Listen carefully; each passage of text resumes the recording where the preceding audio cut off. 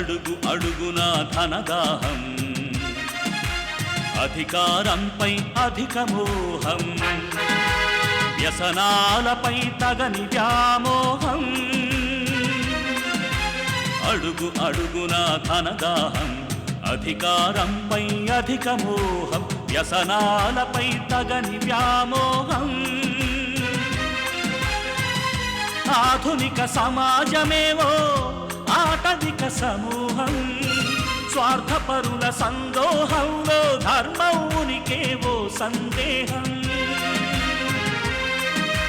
మనసున్న మనిషికి ప్రతి నిమిషం ఎదురయ్యేను ఓ పద్మవ్యూహం, పద్మవ్యూహం, పద్మవ్యూహం.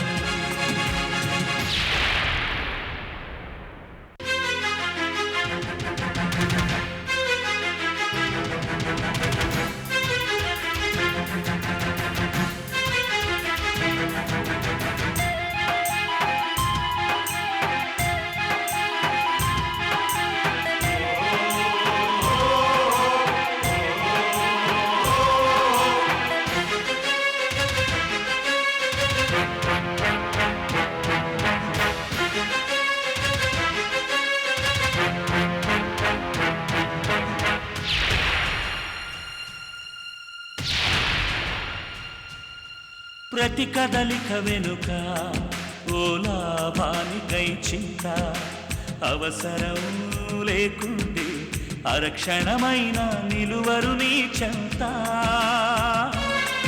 ఇది కన్నీటినే వేలం వేసే కసాయి సంత, విలువలకై వెతుకులాట నేడొక పెద్ద వింత.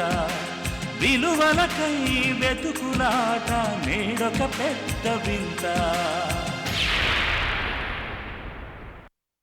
ఏమిటా 3 లక్షలు? దేని గురించి ఖర్చు పెట్టారు? అది నారాయణకి ఇంతవరకు మనం పే చేసిన amounts madam.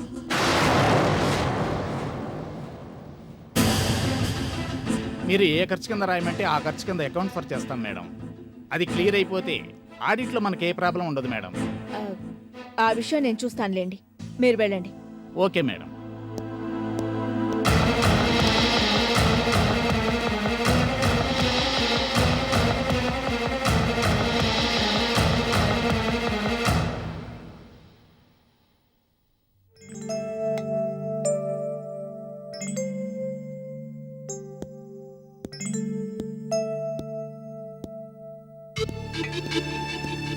Good morning sir. Good morning. ఏంటిలా వచ్చారు? అది మీతో కొంచెం పర్సనల్గా మాట్లాడాలి సార్. పర్సనలా? అవును సార్. ఏంటో చెప్పండి. 3 లక్షల రూపాయలు సస్పెన్స్ అకౌంట్లో ఉంది సార్. దానికి సరైన లెక్కలు కూడా లేవు, ఖర్చు పెట్టిన వోచర్స్ కూడా లేవు. రేపు ఆడిట్లో అడిగితే ఏం చెప్పాలో తెలియట్లేదు. వాళ్ళు ఏదైనా అబ్జెక్ట్ చేస్తే మన కంపెనీ పరుగు పోతుంది సార్. 3 లక్షలకు లెక్క తెలియడం లేదా? అసలు అంత డబ్బు ఇంతవరకు మీరు సస్పెన్స్ అకౌంట్లో ఎందుకు ఉంచారు? అంత డబ్బు తీసుకొని ఇంతవరకు ఖర్చు పెట్టింది ఎందుకో చెప్పకుండా ఉంటే ఇన్నాళ్ళు మీరు ఎలా ఊరుకున్నారు? అది మీరు చేసిన మొదటి తప్పు. గౌరీ మేడం ఉండగా ఇంటికొచ్చి ఈ విషయం నాతో చెప్పడం రెండో తప్పు. Sorry sir. సారీలతో పనులు కావు. ఇమీడియట్గా ఆ 3 లక్షలకి సంబంధించిన అకౌంట్స్ సబ్మిట్ చేయమని చెప్పు. లేదంటే డిసిప్లినరీ యాక్షన్ తీసుకోవాల్సి వస్తుందని మెమో పంపించండి. ఇంతకీ ఆ డబ్బు వాడుకుందెవరు? Gauri madam sir. గౌరీయా? What do you mean? Yes sir. Account అడిగితే నేను చూసుకుంటానులే అన్నా. Stop it.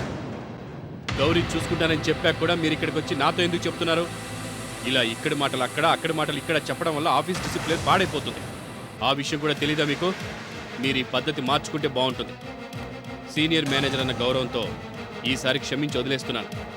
ఇది రిపీట్ అయితే మాత్రం యాక్షన్ సివియర్గా ఉంటుంది. Mind it. ఇక మీరు వెళ్ళొచ్చు.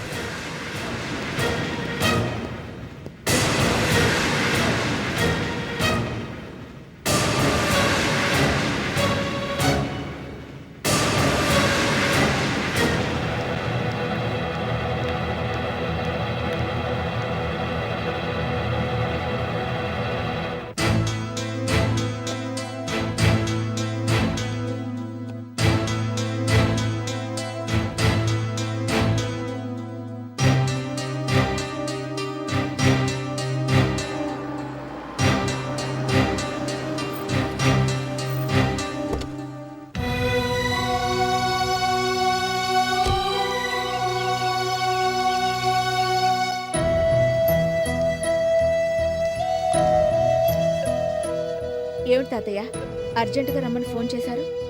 ఏం లేదమ్మా, నీ పేరు మీద 3 లక్షల రూపాయలు సస్పెన్స్ అకౌంట్లో ఉందట. అది నువ్వు అకౌంట్ ఫైల్ చేయలేదని, దానికి సంబంధించిన లెక్కలు ఓచర్లు నువ్వు సబ్మిట్ చేయలేదని మేనేజర్ ఇంటికొచ్చి నీ మీద కంప్లైంట్ చేశాడు.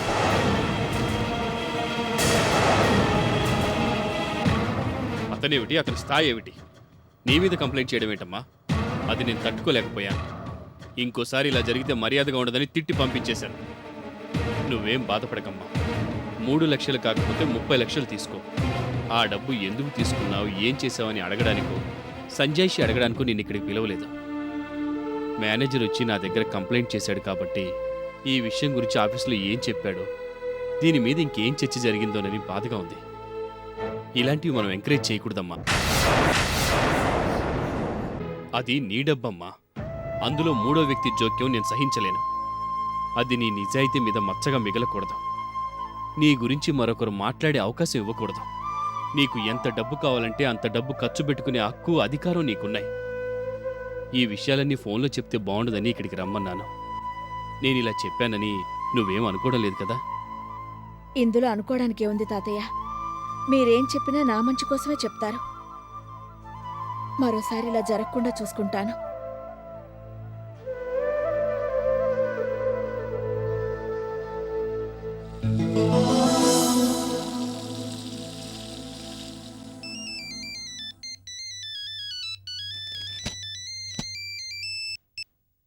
హలో హలో హలో హలో, నేను నారాయణ మాట్లాడుతున్నాను. ఎందుకు ఫోన్ చేశావు? ఊరికే అట్ట హీటెక్కి పోకండి. ఫోన్ చేయడం నా అభియం కాదు. మన ఇద్దరి మధ్య ఓ కాంట్రాక్ట్ ఉంది కదా, దాని గురించి మాట్లాడదామని ఫోన్ చేశాను. నోర్మి, పిచ్చి పిచ్చిగా ఉందా? నేనెలా కనబడుతున్నాను నీకు? నువ్వు అడిగిన ప్రతిసారి డబ్బు ఇవ్వడం తప్ప నాకు వేరే పనేం లేదనుకున్నావా? బుద్ధి జ్ఞానం ఉందా నీకు? అన్నం తింటున్నావా, గడ్డి తింటున్నావా? మరోసారి ఫోన్ చేస్తే మర్యాదగా ఉండదు. ముందు ఫోన్ పెట్టేయ్.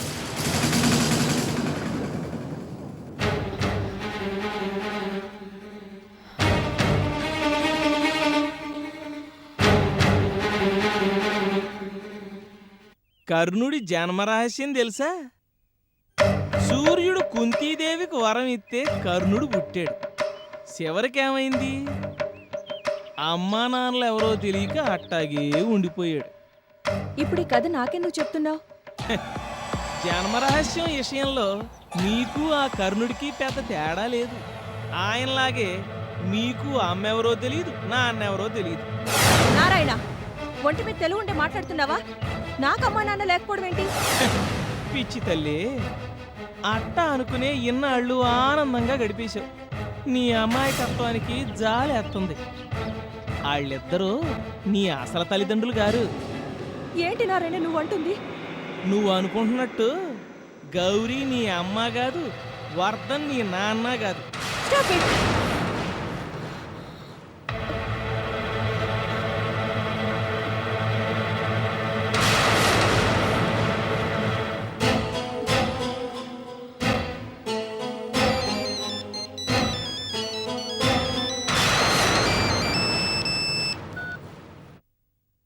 హలో హలో, మళ్ళీ నేనే నారాయణ్ని.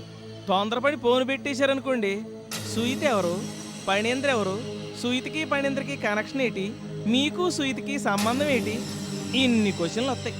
మ్యాటర్ సీరియస్ అయిపోద్ది, మైండ్ చెడిపోద్ది. అంచేత ముందు నేను చెప్పేది జాగ్రత్తగా వినండి. నీకు డబ్బు కావాలి అంతే కదా? ఆ, మీ బ్రెయిన్ చాలా షార్పు, టక్కున పట్టేశారు. ఇదే ఆఖరిసారి మళ్ళీ మిమ్మల్ని జన్మలో డబ్బు అడగను. ఎందుకంటే ఆడోళ్ళు బాధపడుతుంటే నేను చూడలేను. అందుకని ఓ నిర్ణయానికి వచ్చేసా. ఏంటి? ఇట్ట సీటుకి మాటికి 5,000 10,000 తీసుకోవటం చిల్లర వ్యవహారంలాగా ఉంది. అందుకే ఫైనల్ సెటిల్మెంట్గా ఓ 5 లక్షలు ఇచ్చేయండి. 5 లక్షలా? అవును, చాలా సీపు. సుయిత మీద మీకున్న ప్రేమకి ఎలకట్లేం కదా. అందుకే అడిగితే మీరు ఎంతైనా ఇస్తారు, కానీ నేను అడగను. అందుకే ఓ 5 లక్షలు ఇచ్చారనుకోండి, మళ్ళీ ఈ జన్మలో మీ జోలికి రాను. నీ మాటలు నేను నమ్మను. రక్తం రుచి మరిగిన పులిలా నీ డబ్బు దాహం ఎప్పటికీ తీరదు. లేదు మేడం, ప్రతి మనిషి జీవితంలో మార్పు వస్తుంది. నాకిప్పుడు డబ్బు మీద వ్యామోహం లేదు.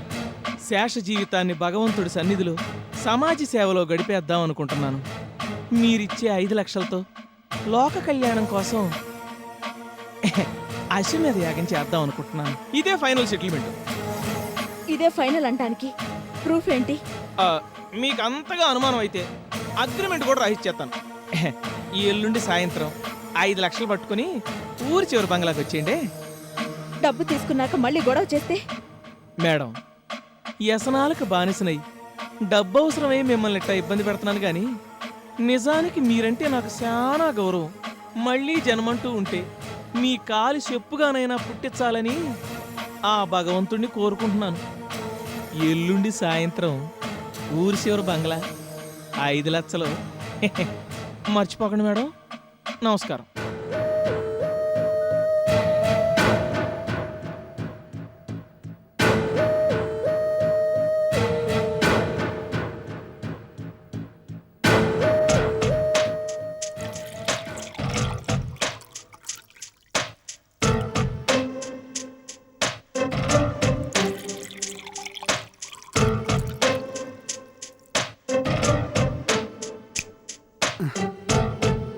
నారాయణ, కళ్ళు తెరిస్తే మిత్ర, కళ్ళు మూస్తే మిత్ర.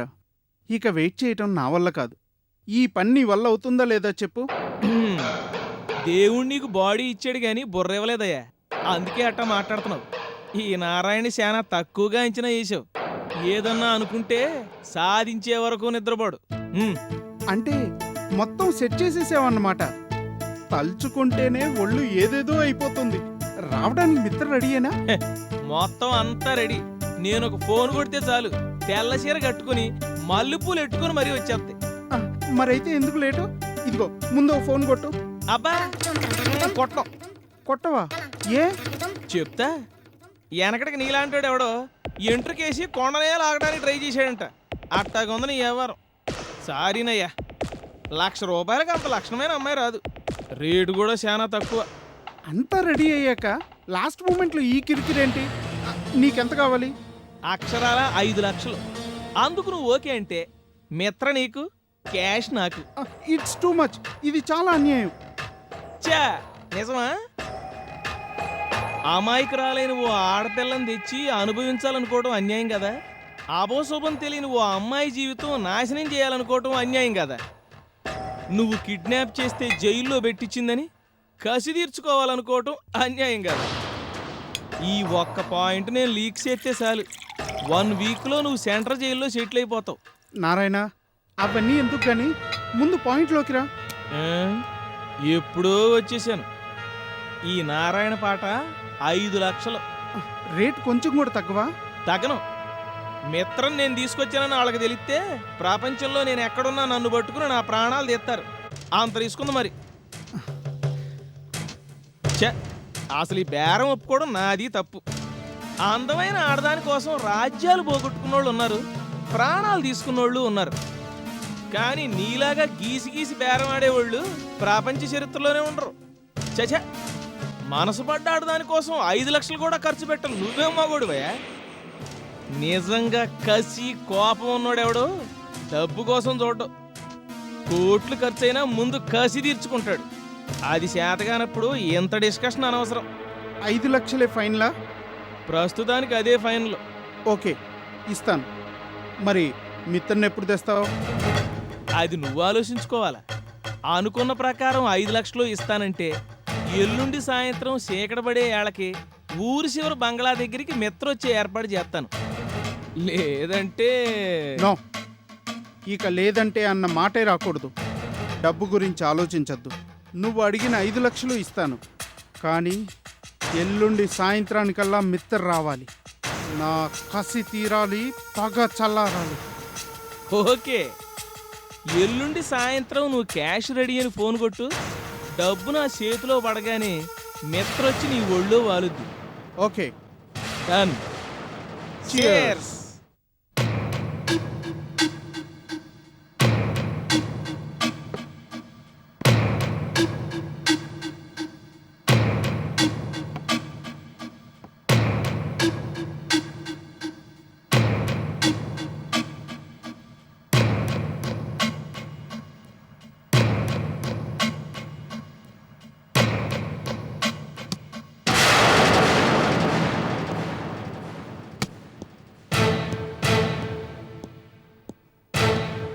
Hi smart. ఏంటి ఇంత లేటు? పిలవగానే వచ్చాను, అందుకు సంతోషించు. మరి ఆఫీస్ టైమింగ్స్లా మెయింటైన్ చేయడం నా వల్ల కాదు. ఏంటి అంత సీరియస్గా ఉన్నావు? కొన్ని జీవితాలే అంత. ఇప్పుడు ఏమైందని? ఏమైతే నీకెందుకు? అది నీ ప్రాబ్లం కాదు. అంటే నీ ప్రాబ్లం నా ప్రాబ్లం కాదా? ఎందుకు నన్ను అలా దూరంగా ఉంచుతున్నావు? నేనేదైనా హెల్ప్ చేయగలిగితే చెప్పు, తప్పకుండా చేస్తాను. వద్దులే, ఇప్పటికే చాలా హెల్ప్ చేసావు. అందుకే ఈ జన్మకి సరిపడా రుణపడి ఉన్నాను. ఏంటి మనసులో ఏదో పెట్టుకొని మాట్లాడుతున్నట్టున్నావు? అదేంటి, నీకు అసలు మనసుతో పని లేదుగా? అంటే నాకు మనసు లేదనా? ఎందుకలా భుజాలు తడుకుంటావు? లోకంలో కొంతమందికి వాళ్ళ ఆనందం మాత్రమే ముఖ్యం. అనుకున్నది సాధించే వరకు ఏమైనా చేస్తారు. సెంటిమెంట్స్ ఉండవు. అవసరమైతే అభిమానిస్తారు, అంతలోనే శాసిస్తారు. ఎవరైనా వాళ్ళ దారి కడ్డొస్తే వాళ్ళ క్యారెక్టర్ మీదో వ్యక్తిత్వం మీదో బురద జల్లి శాశ్వతంగా వాళ్ళని పక్కకి తప్పించేస్తారు. నమ్మించి మోసం చేస్తారు. ఆ, నువ్వు దేని గురించి మాట్లాడుతున్నావో నాకు అర్థం కావడం లేదు. కొన్ని విషయాలు అర్థం కాకపోవడమే మంచిది. తేజ, ఇవాళ ఏమైంది నీకు? ఒకదానికొకటి సంబంధం లేకుండా ఏవేవో మాట్లాడుతున్నావు. నిన్నెవరైనా హర్ట్ చేశారా? బయట వాళ్ళు ఎవరో హర్ట్ చేస్తే బాధ ఉండదు, కానీ నా మీద ప్రేమన్నట్టు నటిస్తూ నాతో క్లోజ్గా మూవ్ అవుతూ జీవితాన్ని నాకే అంకితం చేసినట్టు మాట్లాడుతూ మరీ దెబ్బతీశారు. Okay, leave it. అనవసరమైన విషయాలన్నీ ఆలోచిస్తూ బుర్ర పాటు చేసుకుంటావు. అదే నీతో వచ్చిన ప్రాబ్లం. ఆ మాట అంటే నేను ఒప్పుకోను. నీకు అనవసరం అనిపించే విషయాలే నాకు చాలా అవసరమైనవి, నా జీవితాన్ని మలుపు తిప్పేవి కావచ్చుగా. మై గాడ్, నిన్ను కదిపితే తేనె పట్టును కదిపినట్టే మాటలతో కుట్టి బాధ పెట్టేస్తావు. నేను మాటలతోనే బాధ పెడతాను, కొందరు చేతలతో జీవితాలనే నాశనం చేస్తాను.